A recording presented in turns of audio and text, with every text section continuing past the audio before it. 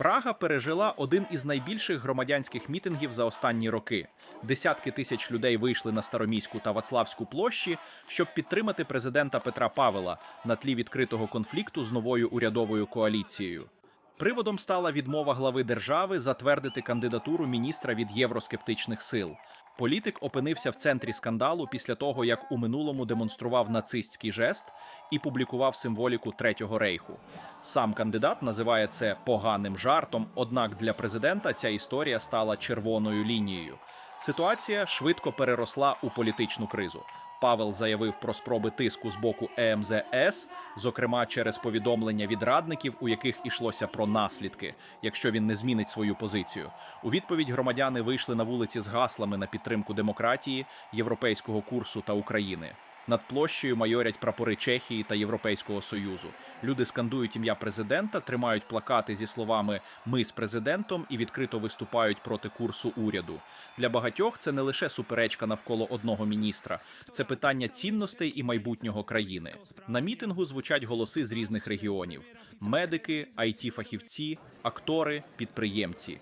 Усі вони говорять про одне – про втому від політичного тиску, агресивної риторики і спроб нормалізувати крайні ідеології. Протестувальники наголошують, підтримка президента для них означає захист демократичних принципів. Особливо помітною стала й критика коаліції прем'єра Андрея Бабіша, яку опоненти звинувачують у відході від проєвропейського курсу та заграванні з радикальними силами. Поліція перекрила низку вулиць у центрі столиці, а організатори заявили про участь від 80 до 90 тисяч людей. І це, схоже, лише початок. Активісти вже анонсували нові демонстрації в інших містах країни. Чехія входить у період напруженого політичного протистояння, де на кону не просто склад уряду. Йдеться про напрямок розвитку держави, межі допустимого в публічній політиці та роль президента як гаранта демократичних стандартів. І саме це сьогодні вивело Прагу на вулиці, ktorá presahuje všetky hranice politického správania. Po návšteve premiéra Fica v Kremli sme si uvedomili,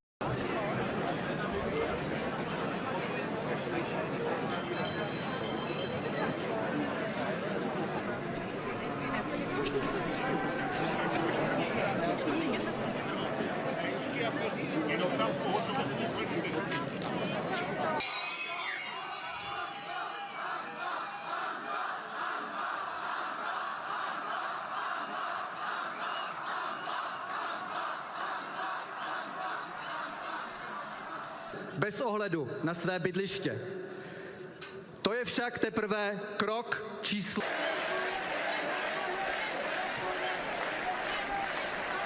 Jestli chápete, přátelé, věc je úplně přeplněno.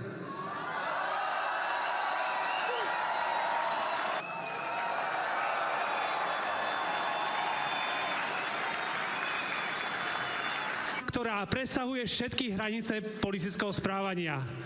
Po návšteve premiéra Fica v Kremli sme si uvedomili,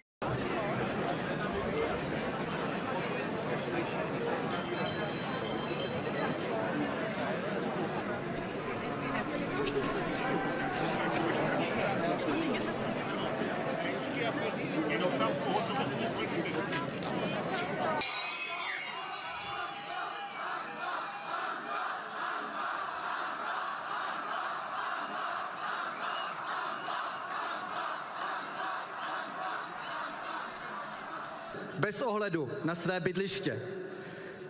To je však teprve krok číslo.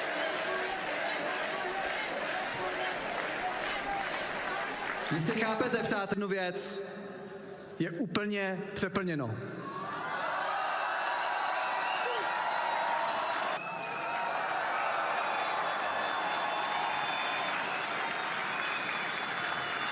ktorá presahuje všetky hranice politického správania.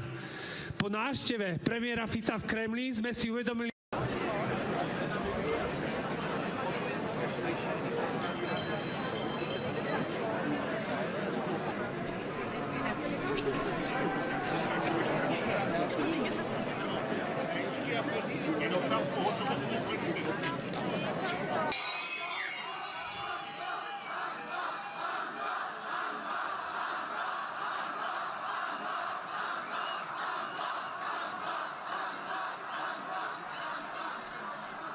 bez ohledu na své bydliště. To je však teprve krok číslo.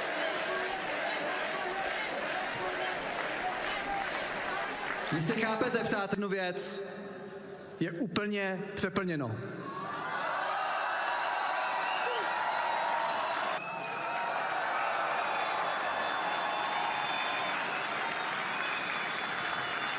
ktorá presahuje všetky hranice politického správania. Po návšteve premiéra Fica v Kremli sme si uvedomili,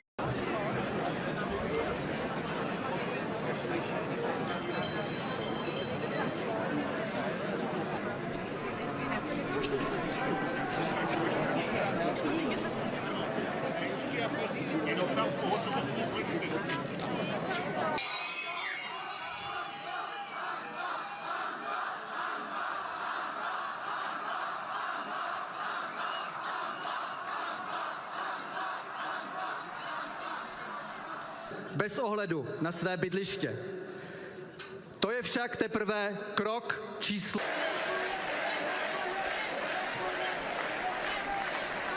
Jistě chápete, přátelé, jednu věc, je úplně přeplněno.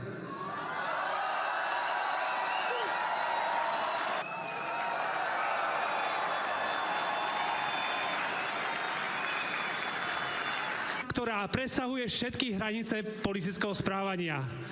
Po návšteve premiéra Fica v Kremli sme si uvedomili,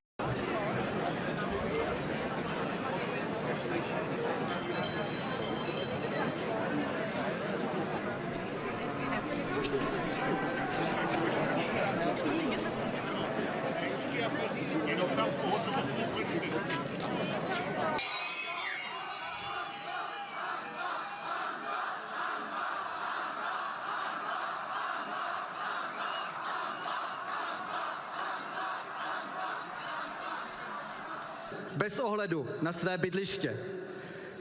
To je však teprve krok číslo.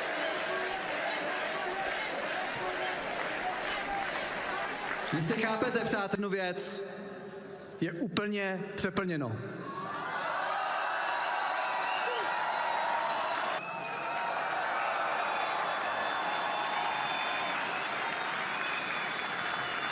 ktorá presahuje všetky hranice politického správania. Po návšteve premiéra Fica v Kremli sme si uvedomili,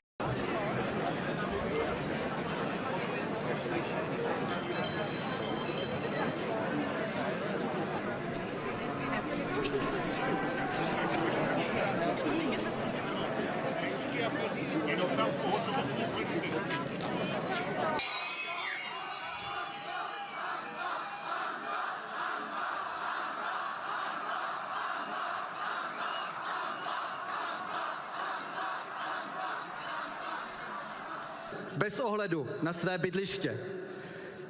To je však teprve krok číslo.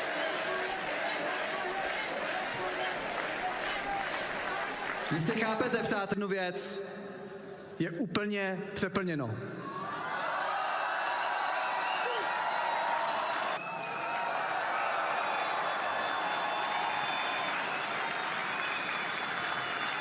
ktorá